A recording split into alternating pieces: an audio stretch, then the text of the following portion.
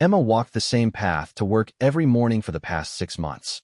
The cobblestone street leading to the palace gates had become as familiar to her as breathing. She worked as a librarian at the National Archives, just a few blocks from the royal residence, and her daily routine never varied. Every morning at exactly 8:15, she would pass the main entrance where the royal guards stood at attention. The guards changed shifts throughout the day, but there was one who always seemed to be there during her morning walk. He was tall, with dark hair that caught the sunlight, and he wore the traditional red uniform with gold braiding that marked him as one of the elite palace guards. What made him different from the others wasn't just his striking appearance, but the way he carried himself with quiet dignity. Emma had first noticed him on a particularly rainy Tuesday. She had been struggling with her umbrella, which had turned inside out from the wind, when she looked up and saw him watching her with what seemed like concern. Their eyes met for just a moment before she hurried past, embarrassed by her clumsy appearance. But something about that brief connection stayed with her. The next morning, she found herself looking for him as she approached the gates. There he was, standing perfectly still in his designated position. This time, when she passed, she offered a small smile and a quiet good morning. He couldn't respond, of course. Royal guards were trained to remain silent and motionless during their duties. But she thought she saw the slightest acknowledgement in his eyes. Days turned into weeks, and Emma's morning greeting became a ritual. She would slow her pace slightly as she approached his post, offer her smile and greeting, and continue on her way. The other guards began to recognize her too, but it was always him she looked for first. She started to wonder about his life beyond the uniform. What was his name? Where did he come from? Did he have family? Was he married? Emma lived alone in a small apartment above a bookshop owned by Mrs. Patterson, an elderly woman who had become like a grandmother to her. Emma's own family lived hundreds of miles away in the countryside, and she had moved to the capital city 3 years ago for her job. The work at the archives was fulfilling, but her social life was limited. She had a few colleagues she occasionally had coffee with, but no close friends, and certainly no romantic interests. Her daily encounter with the guard had become the highlight of her routine. She found herself choosing her clothes more carefully in the mornings, wondering if he noticed when she wore the blue dress that brought out her eyes or the green coat that her mother had said looked lovely on her. She felt silly for caring about the opinion of a stranger who couldn't even speak to her, but she couldn't help herself. One particularly cold morning in November, Emma noticed the guard looked pale and was swaying slightly at his post. She slowed her walk even more, concerned. As she passed, she whispered, "Are you all right?" knowing he couldn't answer. His eyes met hers briefly, and she could see he was struggling. Without thinking, she stopped and pretended to adjust her shoe, lingering near his post for a few extra moments. When she looked up, another guard was approaching. Emma heard him ask her guard quietly, "James, you need to take a break. You look terrible." So his name was James, Emma thought. She had a name to go with the face that had occupied so many of her thoughts. James shook his head slightly, indicating he would continue his duty, but the concern in his colleague's voice was evident. That evening, Emma found herself unable to concentrate on her work. She kept thinking about James, wondering if he was ill, if he had gotten the rest he needed. She realized how little she actually knew about the lives of these guards who stood protecting the palace day after day. They were human beings with their own struggles, not just silent sentinels in fancy uniforms. The next morning, James wasn't at his usual post. Emma felt a stab of worry. Had he been seriously ill? Had something happened to him? She tried to convince herself that he had probably just been given a different assignment or a day off, but the concern gnawed at her throughout the day. Mrs. Patterson noticed Emma's distraction that evening when she stopped by the bookshop. "You seem troubled, dear," the older woman observed, looking up from the inventory she was taking. "Is everything all right at work?" Emma hesitated. How could she explain that she was worried about a man she had never actually spoken to? Instead, she said, "I've just been thinking about how we interact with people every day without really knowing them. Like the people we see on our daily routines, but never truly connect with." Mrs. Patterson nodded thoughtfully. "Ah, the familiar strangers. I know what you mean. There's the postman who always tips his hat, the woman who walks her dog past here every evening, the young man who buys coffee from the shop across the street every Tuesday. We create these small relationships without realizing it." "Exactly," Emma said. "And sometimes you wonder what would happen if you actually tried to bridge that gap. Well, dear, life is short. Sometimes the greatest regrets come from the chances we don't take." That night, Emma lay in bed thinking about Mrs. Patterson's words. She had always been cautious, perhaps too cautious when it came to putting herself out there. Her move to the capital had been the most adventurous thing she had ever done, and even that had been motivated more by practical career considerations than any desire for excitement. James wasn't at his post the next morning either, or the day after that. By Friday, Emma was genuinely worried. She had grown accustomed to their daily moment of connection, and his absence left a void in her routine that surprised her with its intensity. She realized that what had started as a simple, polite greeting had evolved into something more significant for her. On her lunch break that Friday, Emma did something she had never done before. She walked to the palace's visitor information center and approached the desk. A middle-aged woman in a navy uniform looked up with a professional smile. "Good afternoon. How may I help you?" Emma felt her cheeks burn with embarrassment, but she pressed on. "I was wondering about one of the guards. I pass by every morning on my way to work, and there's a guard named James who is usually at the main gate. He hasn't been there for several days, and I was concerned that he might be ill." The woman's expression softened slightly. "That's very thoughtful of you. However, I'm not permitted to discuss the personal circumstances or schedules of our security personnel. I can tell you that guard rotations and assignments change regularly for security reasons." Emma nodded, feeling foolish. "Of course, I understand. I was just concerned as a citizen who sees him regularly. I can assure you that all our personnel receive excellent care if they need time off for any reason," the woman said kindly. "Is there anything else I can help you with today?" Emma shook her head and left, feeling both embarrassed and more worried than before. The woman's refusal to give any information, while perfectly reasonable, somehow made James's absence feel more ominous. The weekend passed slowly. Emma found herself walking past the palace gates even though she didn't have work, hoping to catch a glimpse of James. Different guards were on duty, none of whom she recognized. She felt like a stalker and was disgusted with herself for her behavior. Monday morning arrived gray and drizzling. Emma's mood matched the weather as she made her way to work.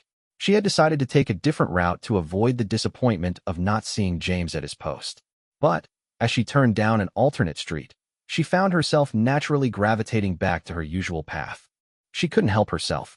As she rounded the corner that led to the palace gates, her heart nearly stopped. James was there, back at his usual post.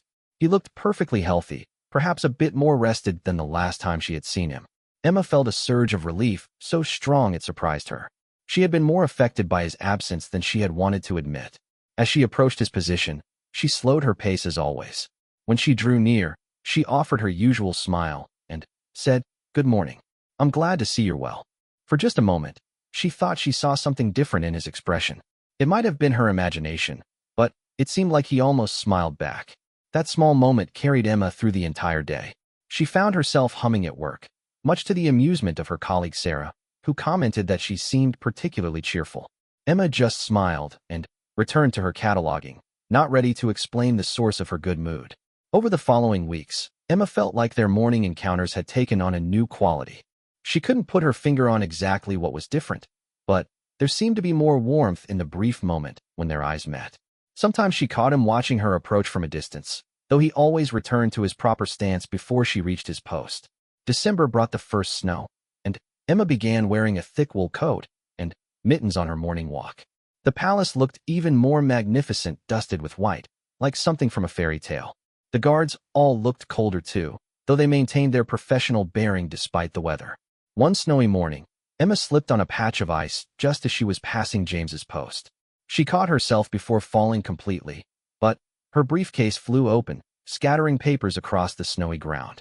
As she scrambled to collect her documents, she was mortified to realize that James was watching her clumsy display. "I'm so sorry," she muttered as she grabbed at the papers, many of which were now damp from the snow. "What a mess." To her amazement, she heard a very quiet voice say, "Are you hurt?" Emma looked up sharply. James was still standing at attention, but his eyes were focused on her with obvious concern. He had spoken to her. He had actually broken protocol to ask if she was hurt. "I'm fine," she whispered back, gathering the last of her papers. Just embarrassed. Their eyes met for a longer moment than usual, and Emma felt something pass between them that was more than their typical morning acknowledgement. It was a real human connection, concern from one person to another. "Thank you," she said softly before hurrying away, her heart racing. That evening, Emma replayed the moment over and over in her mind. He had risked breaking the rules to show concern for her. It meant that their daily interactions had significance for him too. She wasn't just imagining the connection between them.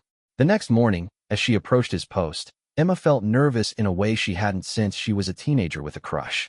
When she reached him, she slowed and said quietly, "Thank you for yesterday. Your concern meant a lot to me."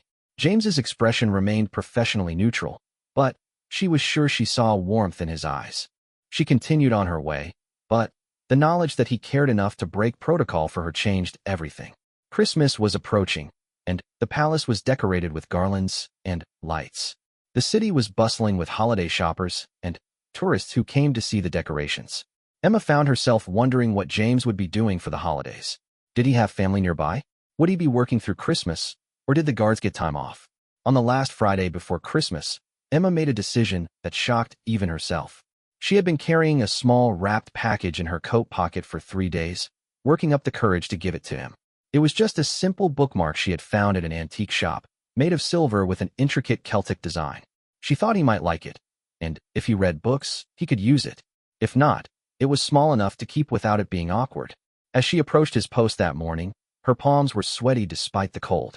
When she reached him, instead of her usual greeting, she stopped completely.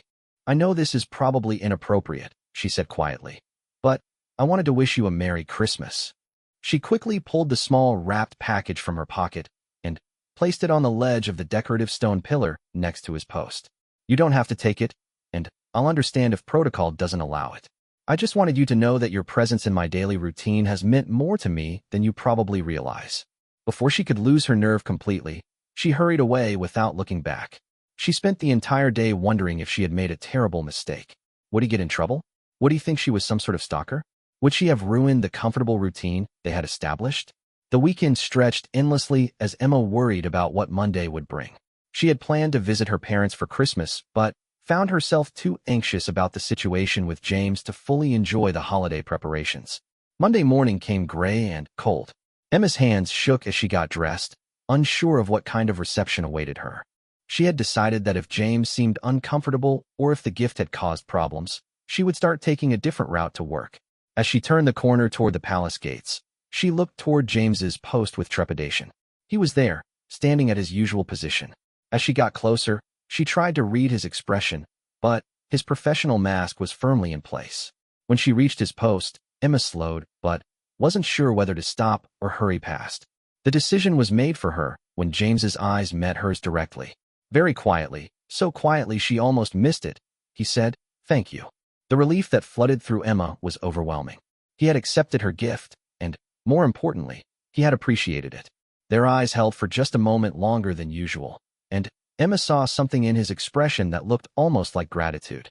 "You're welcome," she whispered back before continuing on her way.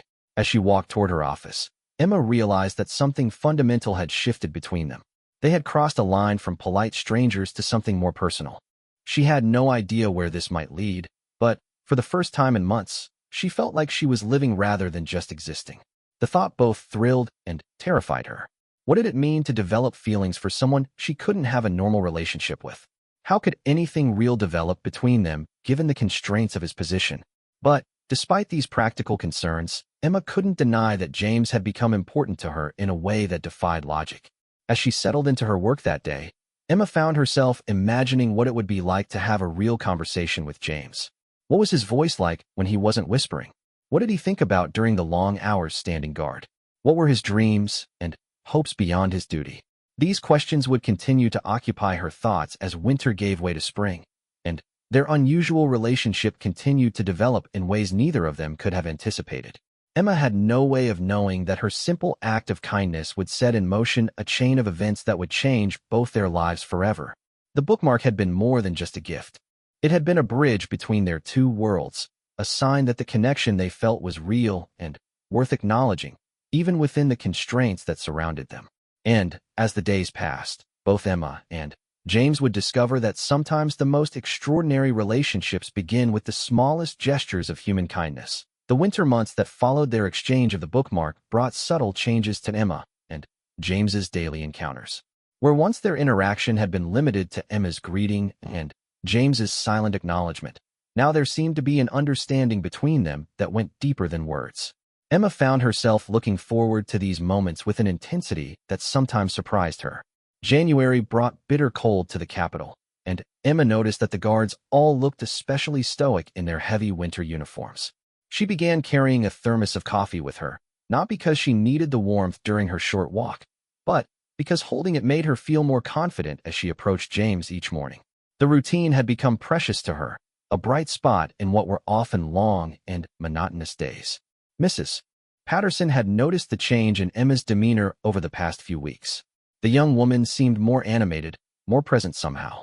One evening as Emma was browsing through the rare books section, Mrs. Patterson broached the subject gently. "You know, dear, you've seemed different lately. Happier, I think. Is there perhaps a young man in your life?" Emma felt her cheeks warm. "Not exactly," she said carefully. "There's someone I've been thinking about, but it's complicated." Mrs. Patterson nodded knowingly. "The best ones usually are complicated, in my experience." "Is he unavailable?" "You could say that," Emma replied. "His work makes things difficult." "Well, if there's one thing I've learned in my 73 years, it's that life has a way of working things out if they're meant to be. Sometimes the path isn't clear at first, but patience and courage can open doors we never expected." Emma treasured this conversation, though she couldn't share the full truth of her situation. How could she explain that the man occupying her thoughts was someone she had never actually had a real conversation with?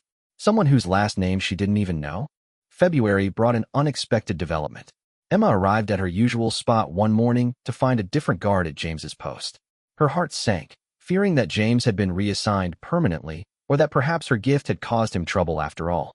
She tried not to let her disappointment show as she passed the unfamiliar guard, but the rest of her day felt off-kilter. The next morning, James was back, and Emma felt an embarrassing surge of relief. As she approached his post, she noticed something different about his stance.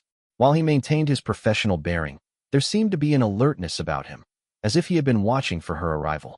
When their eyes met, she thought she detected the slightest nod of acknowledgement. Over the following days, Emma began to notice small details about James that she had missed before. The way he positioned himself so that he could see her coming from further away. How his posture seemed to relax almost imperceptibly when she appeared. The fact that on the days when weather or schedule caused her to arrive a few minutes later than usual, he appeared to be scanning the street more frequently. These observations led Emma to a startling realization. James was looking forward to seeing her just as much as she anticipated seeing him. The connection wasn't one-sided. Somehow, this man who was trained to be invisible, to blend into the background as a silent protector, had begun to see her morning greeting as important. One particularly gray morning in late February, Emma noticed that James looked troubled. While he maintained his professional demeanor, there was something in his expression that suggested he was dealing with something difficult. Emma slowed her pace even more than usual as she passed, wishing there was some way she could ask if he was all right. That afternoon, as Emma was leaving work, she decided to take a different route home that would take her past the palace again. The evening guards would be different, but she was curious to see if she might learn something about what happened during shift changes, or if there was any way to find out more about James's situation. As she walked past the palace gates, she noticed a small group of guards near the employee entrance, apparently finishing their shift. To her surprise, she recognized James among them. He was out of uniform, wearing civilian clothes, and Emma was struck by how different he looked. Younger somehow, less formal, more approachable. He was talking with two other men, presumably fellow guards, and Emma could hear the sound of their laughter carrying on the evening air. Emma tried to walk past without staring, but something made James look up at just that moment. Their eyes met across the distance, and Emma saw surprise flash across his features. She raised her hand in a small wave, not sure if it was appropriate, but unable to stop herself. James looked around at his companions, then back at Emma, and gave her the slightest nod in return. That brief encounter outside the context of their usual morning routine felt significant to Emma. Seeing James as a regular person, laughing with friends, made him seem more real somehow. It also made her realize how much she wanted to know him beyond their constrained daily interactions. The next morning, there seemed to be a new quality to their exchange. When Emma approached James's post, he appeared to be suppressing something that might have been a smile. Their eyes met with what felt like shared acknowledgement of their chance encounter the evening before. "Good morning," Emma said, as always, but this time she added quietly, "I hope you had a nice evening." She thought she heard him murmur, "Thank you," as she passed, though it was so quiet she couldn't be certain. March brought the first signs of spring, and with it came changes to the palace routine. Emma noticed that the guard's schedules seemed to be shifting, and James wasn't always at his post at the same time. Some mornings he was there earlier, sometimes later. Emma found herself adjusting her own departure time from her apartment, leaving earlier so she wouldn't miss him if his shift had changed.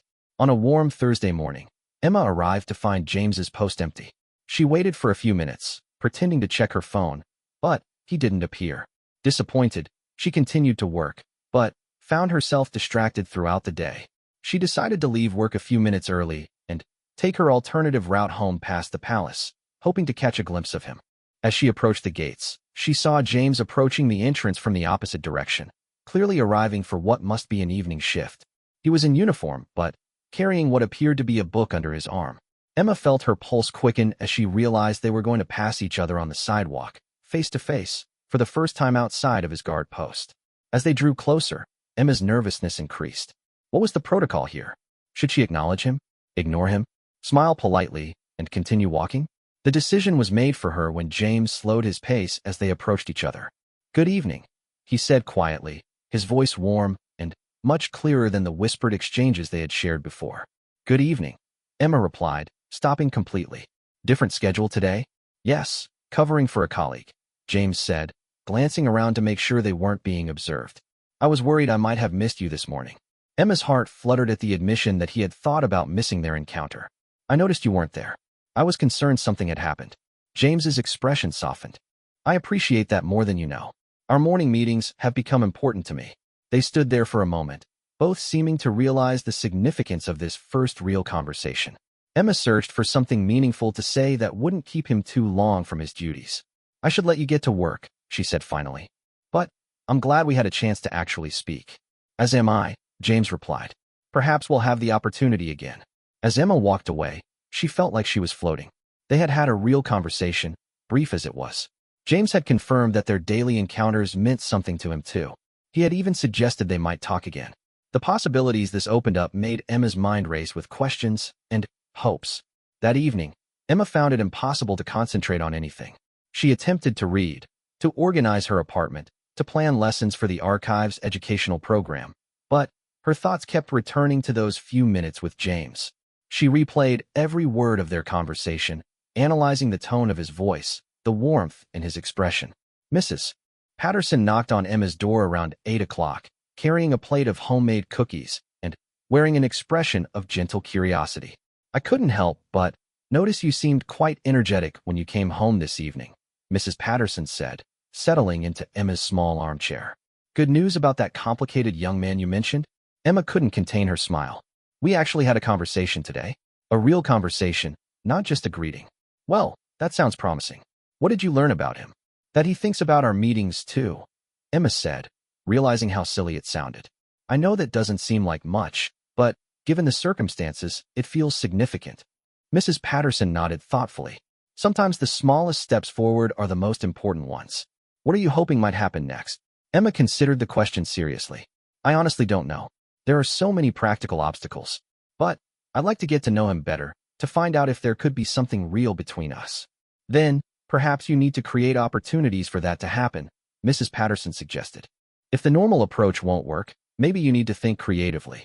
After Mrs. Patterson left, Emma sat by her window looking out at the city lights and thinking about her advice. What opportunities could she create? How could she find ways to see James outside of their constrained morning routine without being inappropriate or getting him in trouble? The answer came to her the next morning as she passed a poster advertising the city's upcoming spring festival. The event would be held in the park just a few blocks from the palace, and would feature food vendors, music, and activities that would draw people from all over the city. It would be the perfect place for a chance encounter that wouldn't seem staged. Emma spent the rest of the day planning. She would attend the festival and hoped that James might be there as well. If not, at least she would have a pleasant day out. If he was there, perhaps they could have another conversation, maybe even a longer one. The festival was scheduled for the following Saturday, giving Emma a week to work up her courage.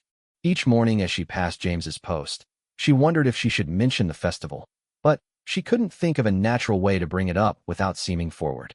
On Friday morning, as Emma approached James's position, she noticed he seemed more alert than usual. When their eyes met, he spoke very quietly, so quietly she had to lean slightly closer to hear him. Will you be at the spring festival tomorrow? Emma's heart leaped. He was thinking the same thing she was. Yes, she whispered back. I was planning to go in the afternoon. Perhaps I'll see you there, James said, his eyes holding hers for just a moment longer than usual. Emma walked to work that day feeling like anything was possible. James had essentially asked to meet her at the festival. It would be their first intentional meeting outside of their daily routine, their first opportunity to really get to know each other. She spent Friday evening carefully choosing what to wear, something that looked nice, but not as if she was trying too hard. She wanted to look approachable, friendly, like someone worth getting to know better. Saturday dawned bright and clear, perfect weather for the festival. Emma arrived in the afternoon as she had mentioned, and spent the first hour wandering among the booths and performances, trying to appear casual while scanning the crowd for James. She was beginning to think he wouldn't come when she spotted him near the music stage, wearing jeans and a green sweater that brought out his eyes. For a moment, Emma just watched him, more than I probably should admit. James stepped closer, and Emma caught the faint scent of his cologne, something clean and masculine that suited him perfectly. Would you like to walk around together? Maybe get something to eat. I'd love that, Emma said. As they walked among the festival booths, Emma felt like she was in a dream. Here was James, the man she had been thinking about for months, finally, beside her, talking and laughing like any normal person.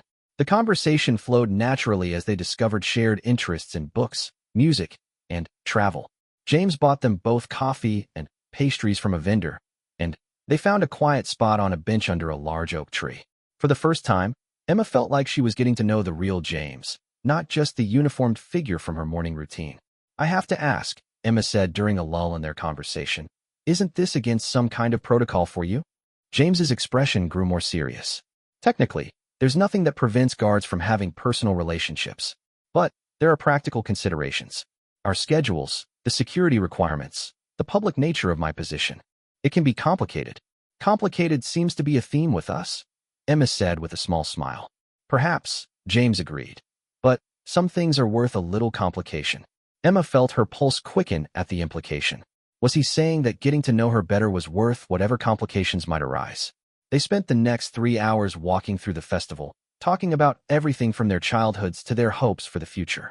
Emma learned that James had grown up in a small town about an hour from the capital, that he had served in the military before joining the Palace Guard, and that he loved reading history and biography. James discovered that Emma had always dreamed of traveling to Ireland, that she had a degree in library science, and that she wrote poetry in her spare time, though she had never shown it to anyone. As the afternoon sun began to lower, both of them seemed to realize that their magical day was drawing to a close. They had been walking slowly back toward the festival entrance, neither wanting to be the first to suggest leaving. I should probably head home soon, Emma said reluctantly. Of course, James replied, though he looked as reluctant as she felt. Emma, I want you to know that today has been wonderful. Getting to actually talk with you, to learn about who you are beyond our morning encounters, has meant more to me than I can express. Emma felt tears prick at her eyes. It's meant everything to me too. I've been wondering about you, wanting to know you, for so long. They stood there for a moment, both seeming to realize that this was a turning point. Whatever happened next would determine the future of their relationship. I know my situation makes things difficult, James said carefully, but I'd very much like to see you again. Outside of our morning routine, I mean. Emma's heart soared. I'd like that too. Very much. James smiled, and Emma thought it was the most beautiful sight she had ever seen. Then, perhaps we can find a way to make it work. As they prepared to part ways, James surprised Emma by reaching for her hand. The contact sent electricity through her entire body. Until we meet again, he said softly, squeezing her hand gently before releasing it. Emma watched him walk away, her hand still tingling from his touch. She knew that everything had changed between them today. They had crossed the line from strangers to something much more significant, and there would be no going back. The question now was what would come next, and whether two people from such different worlds could find a way to build something real together despite all the obstacles in their path. The weeks following the spring festival brought a new dimension to Emma and James's relationship. They had moved beyond their constrained morning greetings to something deeper, though they still had to be careful about how and when they met. James's position required discretion, and both of them understood that any relationship between them needed to be handled delicately. They developed a system of subtle communication during Emma's morning walk to work. If James shifted his weight slightly to his left foot when she passed, it meant he could meet her that evening. If he remained perfectly centered, he was unavailable. Emma would respond with equally small signals, adjusting her scarf or switching her briefcase to her other hand to indicate whether she could meet or not. Their evening meetings became precious to both of them. They would arrange to meet in different locations around the city, places where they could talk freely without drawing attention. Sometimes it was a quiet corner of the public library where Emma worked, after hours when most visitors had gone home. Other times they met at small cafes in neighborhoods far from the Palace District, or walked together through the botanical gardens on the outskirts of the city. Emma learned that James's full name was James Frederick Morrison, and that he was 28 years old, 2 years older than herself. He had joined the Palace Guard 5 years earlier after completing his military service, drawn by the honor and tradition of the position. His father had been a police officer in their small hometown, and James had inherited his father's sense of duty and service. James discovered that Emma had moved to the capital after completing her graduate degree, leaving behind a boyfriend who had wanted her to stay in their small university town and settle down. The breakup had been difficult, but Emma had known that she needed to follow her own path, even if it meant being alone. She had been alone for 3 years before James came into her life. "I used to think that was what I wanted," Emma told James one evening as they walked through the quiet streets near the river. "A simple life, staying close to home, following the expected path. But now I realize I was just afraid of taking chances." "And now?" James asked, taking her hand as they walked. "Now I think the best things in life might require a little courage," Emma replied, squeezing his hand. Their relationship deepened gradually over the spring months. They shared books, with Emma recommending novels and poetry while James introduced her to military history and political biography. They discovered a shared love of classical music, and James surprised Emma by taking her to a concert performed by the city's symphony orchestra in the park on a warm May evening. The physical aspect of their relationship developed slowly, with great tenderness and care. Their first kiss happened on a quiet bridge overlooking the river, 3 weeks after the spring festival. Emma had been telling James about a difficult day at work, and when she looked up, she found him watching her with such warmth and concern that the words died on her lips. "Emma," he said softly, reaching up to tuck a strand of hair behind her ear. "You're remarkable. Do you know that?" Before she could respond, he leaned down and kissed her gently. The kiss was soft and sweet, filled with all the emotions they had been building toward over the past months. When they broke apart, Emma felt like her entire world had shifted. "I've been wanting to do that for so long," James whispered against her forehead. "Why didn't you?" Emma asked, surprised by her own boldness. "I wanted to be sure. About my feelings, about yours, about whether this could be something real despite the complications." "And now you're sure?" James looked into her eyes with an intensity that took her breath away. "I'm sure that I'm falling in love with you, Emma. Whatever complications that might bring." Emma felt tears prick at her eyes. "I'm falling in love with you too. I think I have been since that first morning when you looked concerned about my umbrella." They spent that evening walking hand in hand through the city, talking about their feelings and their hopes for the future. For the first time, they discussed the practical realities of their situation. James explained that while there were no official regulations preventing palace guards from having relationships, there were unwritten expectations about discretion and professionalism. "The position requires a certain image," he explained. "We're supposed to be focused solely on our duties, above personal concerns. A high-profile relationship could be seen as a distraction." "High profile?" Emma asked. "I'm just a librarian." James smiled at her modest assessment. "You're not just anything, Emma. But you're right that our relationship shouldn't attract unwanted attention as long as we're careful about how we conduct ourselves." They agreed to continue meeting privately while maintaining their professional morning routine. Emma understood that she couldn't visit James at work or be seen frequently in the Palace District, and James accepted that he would need to keep their relationship separate from his duties. Despite these constraints, their love continued to grow throughout the late spring and early summer. Emma had never felt so cherished and understood. James seemed to appreciate everything about her, from her quiet intelligence to her gentle sense of humor to her passion for her work.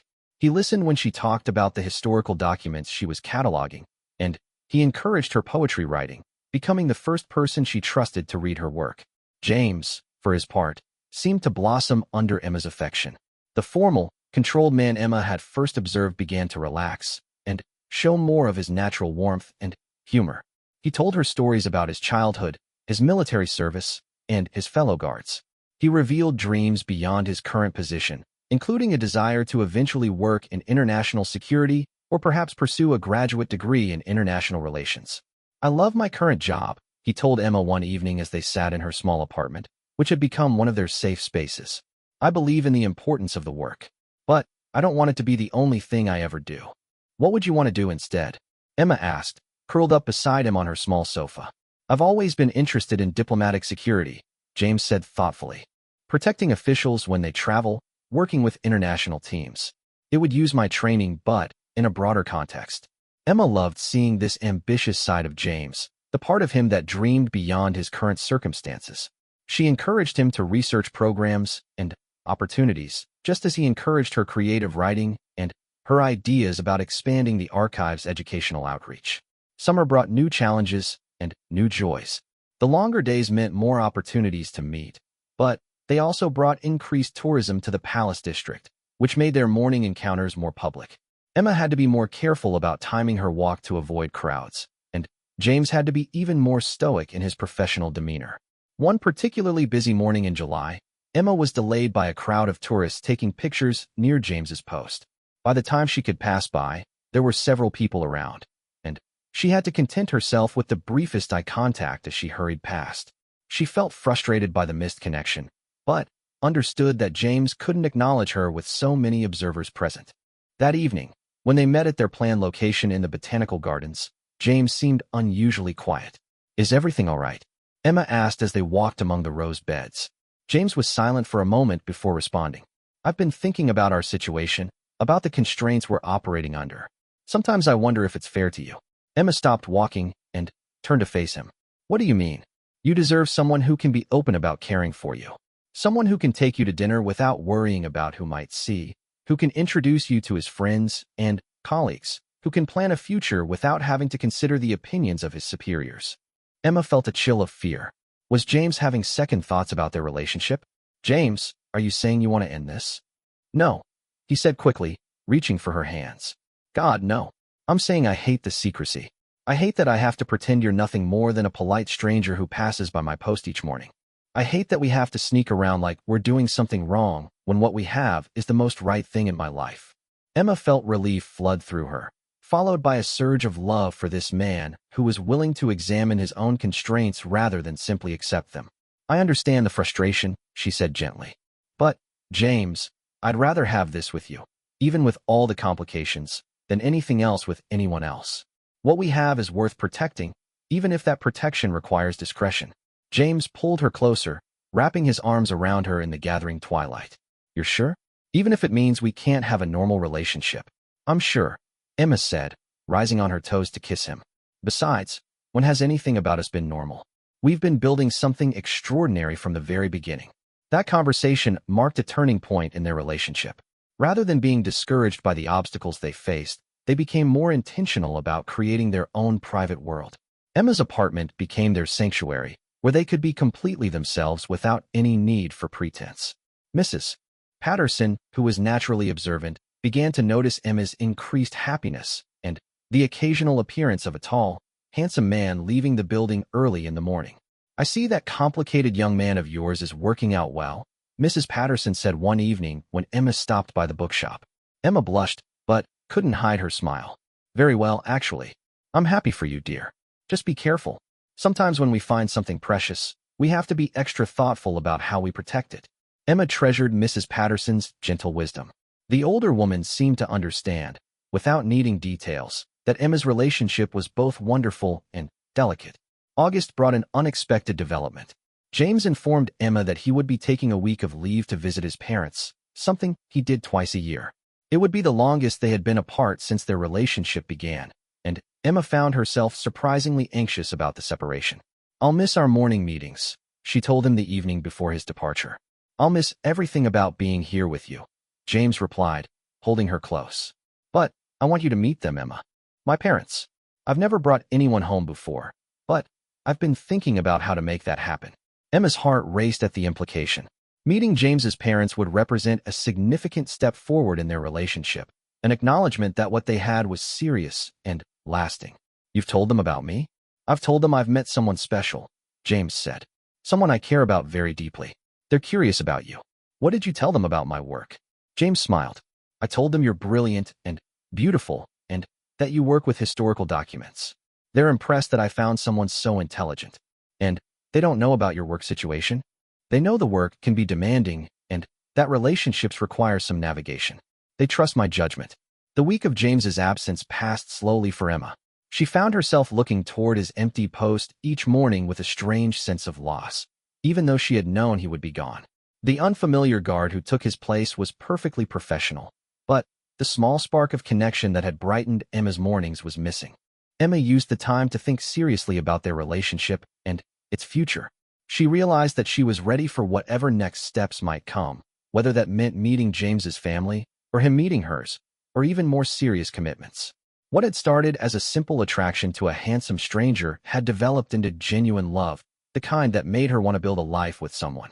When James returned, tanned, and relaxed from his week in the countryside, Emma felt like her world had been restored to its proper balance. Their reunion that evening was passionate and tender, both of them realizing how much they had missed each other.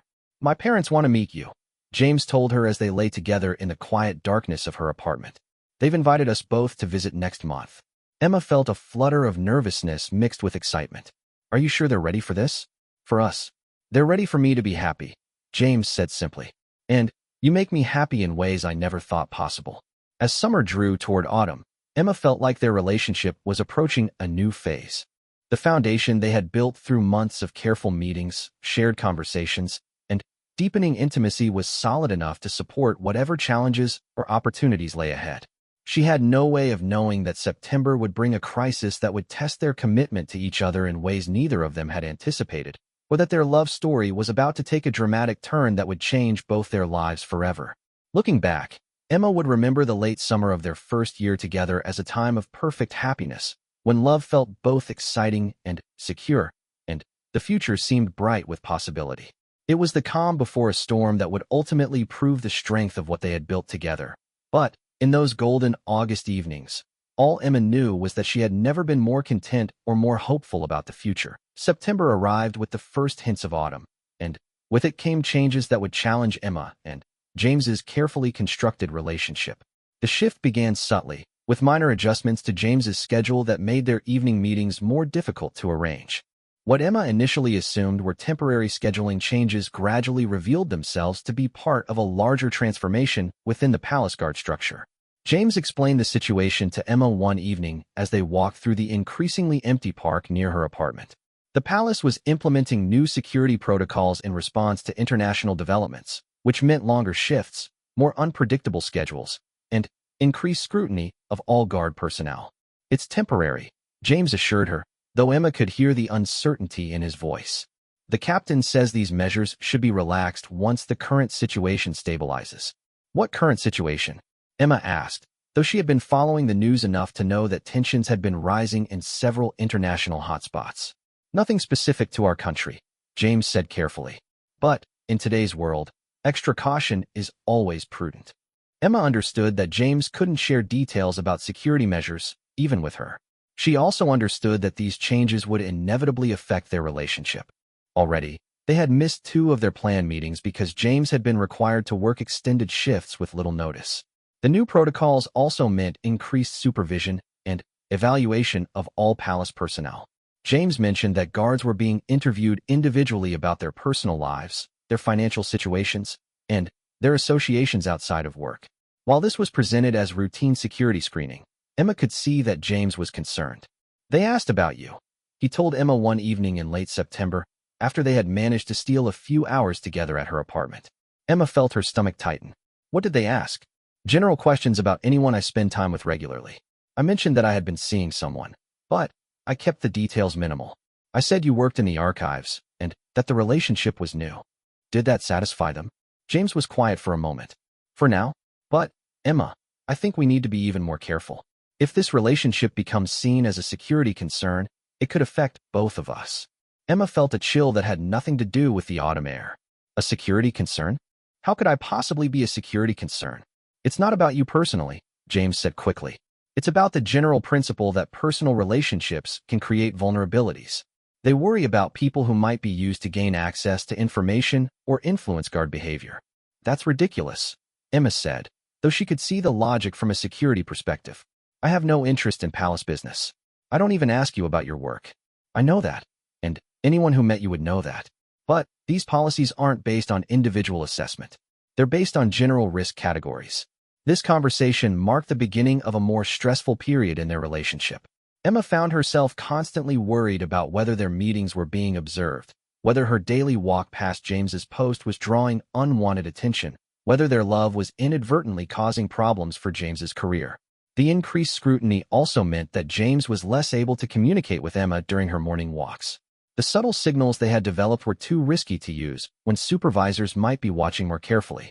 Some mornings, Emma would pass James's post and receive no acknowledgement at all, leaving her wondering whether he was angry with her or simply being extra cautious. October brought the first real crisis. Emma arrived at work one morning to find Sarah, her colleague, waiting with an expression of concern. Emma, there were some men here yesterday asking about you, Sarah said quietly as they walked to Emma's office. What kind of men? Emma asked, though she already suspected the answer.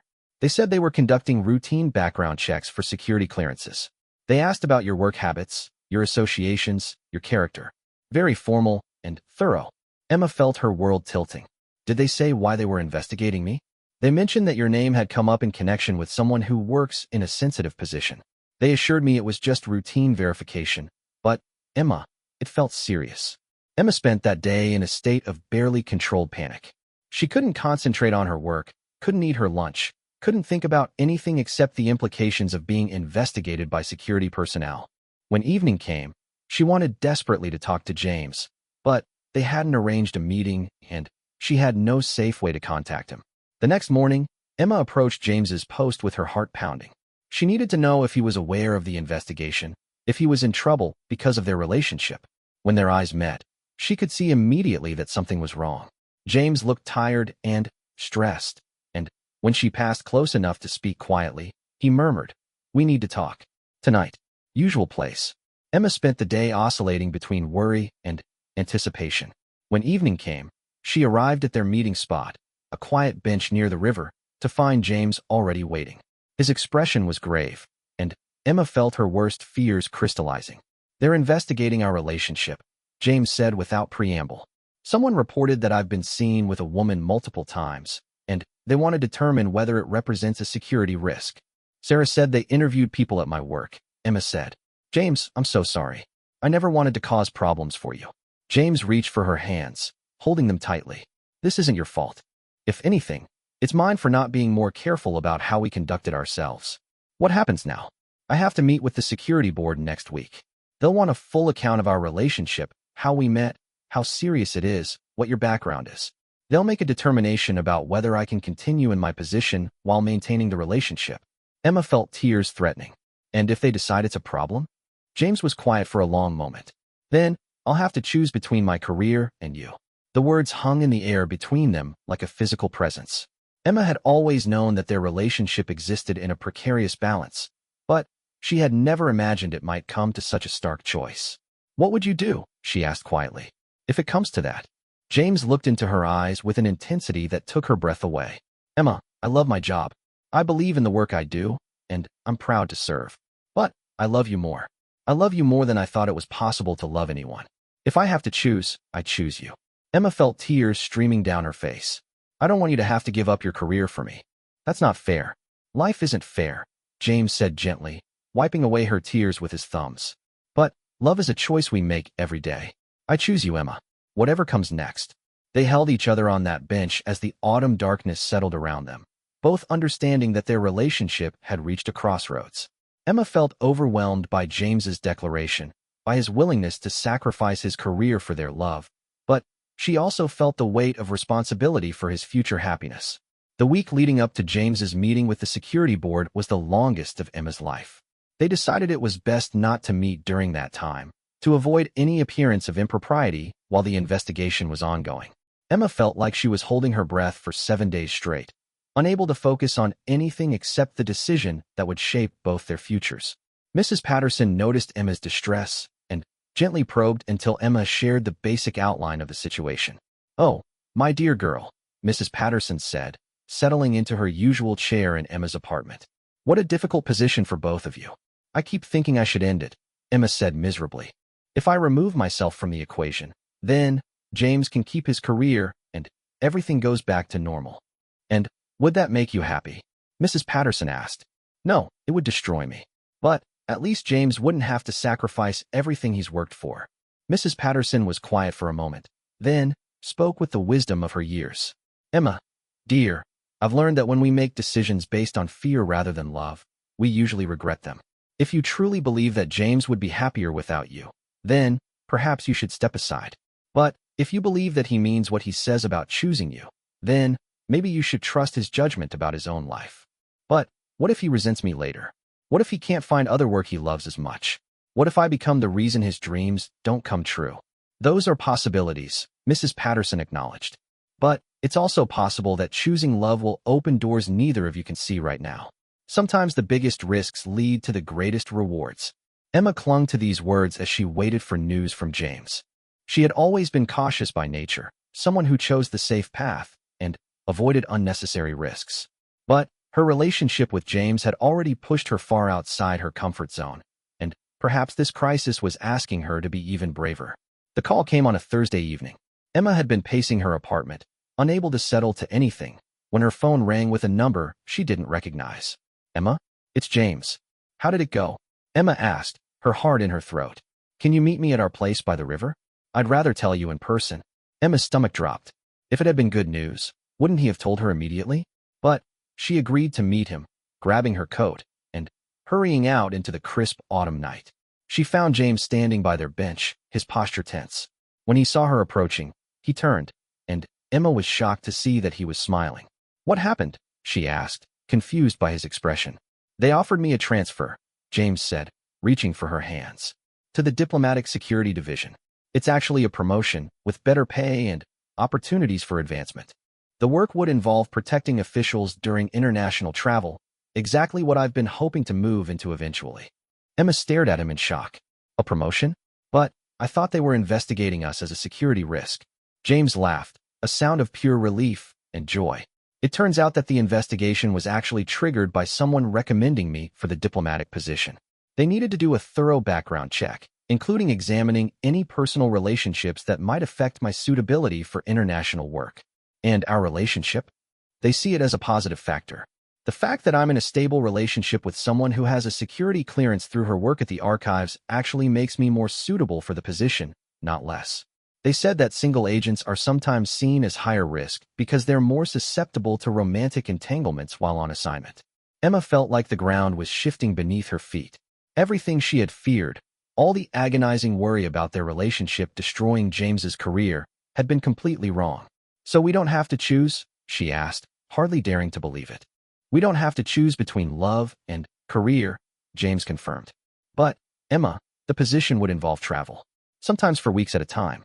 Are you prepared for that kind of relationship? Emma looked into James's eyes, seeing hope and love and excitement about his future, and felt her own excitement building. I think I'm prepared for any kind of relationship, as long as it's with you. James swept her into his arms, spinning her around, as they both laughed with relief and joy. When he set her down, his expression grew serious again. There's something else, he said. The position doesn't start for 3 months. I'll finish my current assignment with the Palace Guard, and then I'll begin training for the new role. 3 months, Emma repeated. That gives us time to plan, to figure out how to make this work. It gives me time to do something I should have done months ago, James said, dropping down on one knee beside the bench. Emma gasped, her hands flying to her mouth as she realized what was happening. Emma Catherine Wells, James said, pulling a small velvet box from his pocket. Will you marry me? Will you take a chance on this crazy life with me, whatever adventures it might bring? Through her tears, Emma could see the ring sparkling in the lamplight, simple and elegant and perfect. But, more importantly, she could see James's face, full of love and hope and absolute certainty. Yes, she whispered, then louder. Yes, absolutely yes. As James slipped the ring onto her finger, Emma realized that Mrs. Patterson had been right. The biggest risks did sometimes lead to the greatest rewards. What had started as a simple greeting to a stranger had grown into a love story that would carry them into a future neither of them could have imagined. Standing there by the river where they had shared so many conversations, Emma felt like her real life was finally beginning. The 3 months between James's proposal and the start of his new position passed in a whirlwind of planning and preparation. Emma felt like she was living in a dream as they navigated the exciting chaos of engagement while also preparing for the major changes that James's new career would bring to their lives. The first order of business was telling their families. James took Emma to meet his parents the weekend after their engagement, a trip that Emma approached with nervous excitement.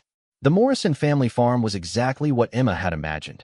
Rolling green hills, a comfortable farmhouse with a wraparound porch, and warm, welcoming parents who clearly adored their son.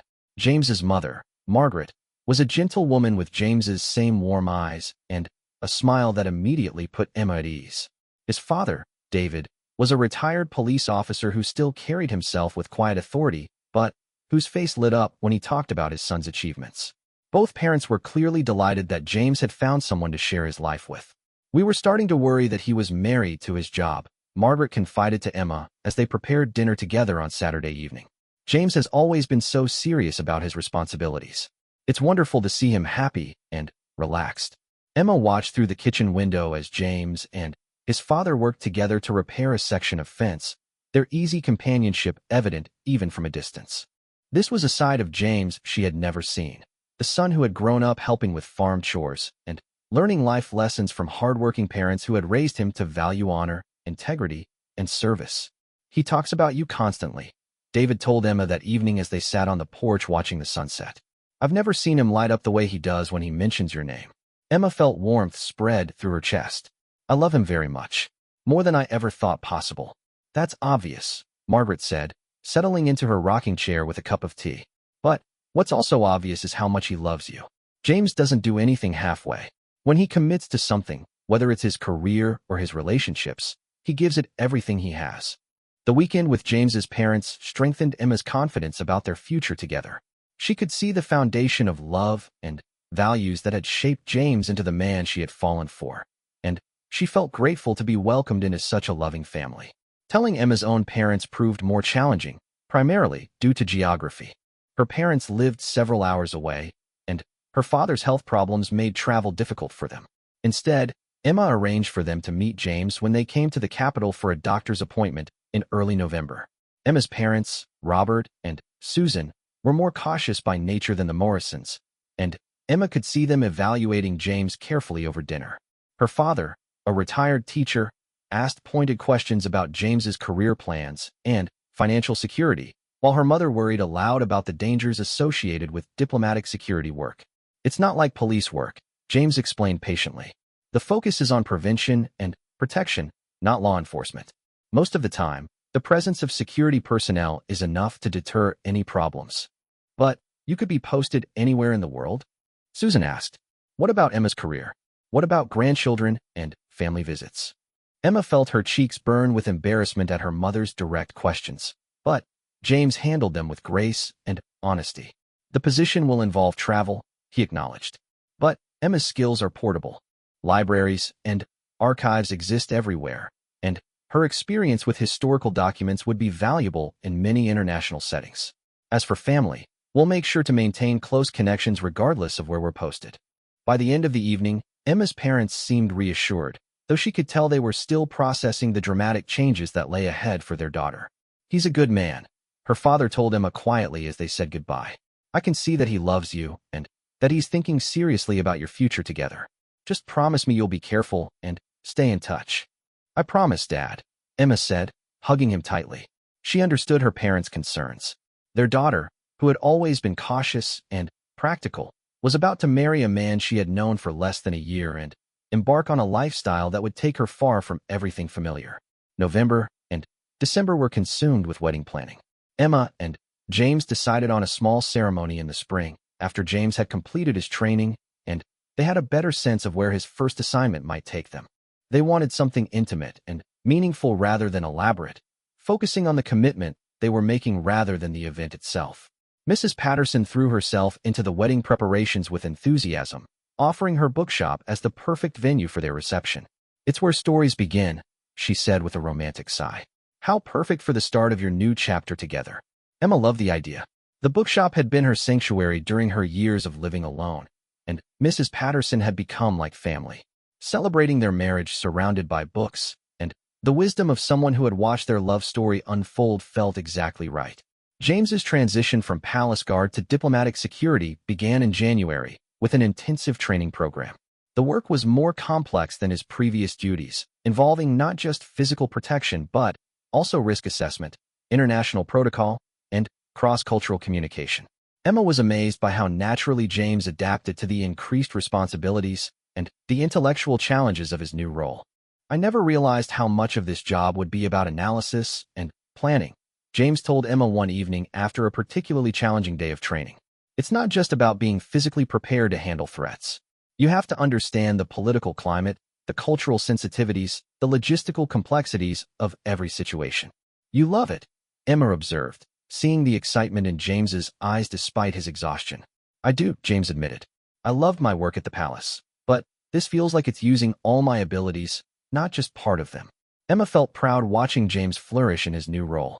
The increased confidence and engagement she saw in him confirmed that this career change was exactly what he needed, even if she hadn't been a factor in his decision. January also brought practical preparations for Emma's own career transition.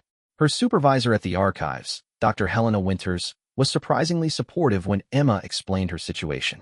You're one of our most talented young archivists, Dr. Winters told Emma during their meeting. I'd hate to lose you permanently, but I understand that love and marriage require compromises. Would you be interested in a consulting arrangement? We increasingly work on international projects that could benefit from someone with your skills who's based abroad. Emma was thrilled by the possibility. She had worried about having to abandon her career entirely or start over in each new country where James might be posted. A consulting relationship with the archives would allow her to maintain continuity in her work while adapting to whatever international opportunities might arise. Many diplomatic posts have cultural attaché positions that would be perfect for someone with your background, Dr. Winters continued. And the experience you'd gain living and working internationally would make you even more valuable to our programs here. February brought James's first assignment, a 6-month posting to the embassy in Ireland, providing security for trade negotiations between multiple European countries. When James told Emma about the assignment, she actually laughed out loud. Ireland, she said in amazement. The country I've dreamed of visiting my entire life? It seems fitting somehow, James agreed, pulling her close. Our first international adventure together will be to the place you've always wanted to see. Emma felt like the universe was conspiring to make their love story even more perfect than she had dared to hope. Not only were they starting their marriage with an adventure, but they were starting it in the country that had captured Emma's imagination through years of reading Irish literature and history. The practical preparations for Ireland consumed the month of March. Emma applied for consulting projects that she could work on remotely. James completed his specialized training for European assignments, and they navigated the complex process of obtaining the proper documents and clearances for Emma to accompany James on his posting. Their wedding took place on a perfect April morning in Mrs. Patterson's bookshop, surrounded by 50 of their closest friends and family members. Emma wore her grandmother's pearl earrings and a simple cream-colored dress that made her feel beautiful and elegant. James wore his dress uniform, looking so handsome that Emma felt her breath catch when she first saw him waiting for her at the makeshift altar they had created among the poetry shelves. Mrs. Patterson had transformed the shop with flowers and candles, creating an atmosphere that was both intimate and magical. Emma's colleague Sarah served as maid of honor, while James's best friend from his military days, Marcus, stood as best man. The ceremony itself was simple and heartfelt. They had written their own vows, promising to love and support each other through whatever adventures and challenges lay ahead. When James spoke about the morning he first noticed Emma struggling with her umbrella, and how he never imagined that moment would lead to the greatest love of his life, there wasn't a dry eye in the bookshop. I promised to greet you every morning with the same joy I felt during those early days when seeing you was the best part of my day, James said, his voice thick with emotion. And I promise to spend the rest of my life making sure you know how grateful I am that you took a chance on a man who couldn't even speak to you properly. Emma's own vows focused on the courage their love had taught her. You've shown me that the best things in life come when we're brave enough to step outside our comfort zones, she said. "I promise to keep being brave with you, to keep choosing adventure and growth and love, no matter where in the world that might take us." The reception that followed was filled with laughter, stories, and toasts that celebrated not just Emma and James's love, but the journey that had brought them together. Mrs. Patterson gave a speech about the power of small daily kindnesses to transform lives, while Marcus told amusing stories about James's military days that revealed his character and integrity. Emma's parents, despite their earlier concerns, seemed genuinely happy as they watched their daughter dance with her new husband. James's parents beamed with pride as they welcomed Emma officially into their family. As the evening wound down and guests began to leave, Emma found herself standing with James in the quiet bookshop, surrounded by the remnants of their celebration and the shelves of stories that had provided the backdrop for the beginning of their marriage. "No regrets?" James asked, pulling her close for a slow dance to music only they could hear. Emma looked around the shop that had witnessed so many important moments in her life, then up at the man who had transformed her world simply by caring about a stranger with a broken umbrella. "Only one," Emma said with a smile. "I regret that it took me so long to work up the courage to give you that bookmark." James laughed, the sound rich and warm in the quiet space. "I still carry it with me," he said. "It's in my wallet right now." Emma felt tears of happiness threatening. "Really? It was the first gift you gave me," James said simply. "The moment I knew that what we had was real and worth fighting for." As they swayed together among the books and flowers, Emma reflected on the journey that had brought them to this moment. What had started as a simple greeting to a stranger had grown into a love story that would carry them across oceans and into adventures she had never imagined. Tomorrow they would fly to Ireland to begin their new life together. Emma's suitcases were packed with practical clothes for Dublin weather and Irish guidebooks she had been collecting for years. James's preparations included security briefings and diplomatic protocols. But tonight, they were simply two people who had found love in the most unexpected place and were brave enough to build a life on that foundation. Mrs. Patterson appeared beside them with 3 glasses of champagne, having saved the best bottle for this final moment. "To Emma and James," she said, raising her glass. "May your love story continue to unfold in ways that surprise and delight you both." As they clinked glasses and sipped the champagne, Emma realized that their true adventure was just beginning. They had learned to love each other within the constraints and structures of their separate lives in the capital city. Now they would discover what their love could become when they stepped out into the wider world together. The woman who had once been content with quiet routines and careful choices was ready to greet each new day with the same anticipation she had once felt approaching a palace guard's post. And the man who had spent years standing silently at attention was ready to explore a life built on conversation, connection, and the courage to love without reservation. 3 years after Emma first greeted a royal guard on her way to work, she was married to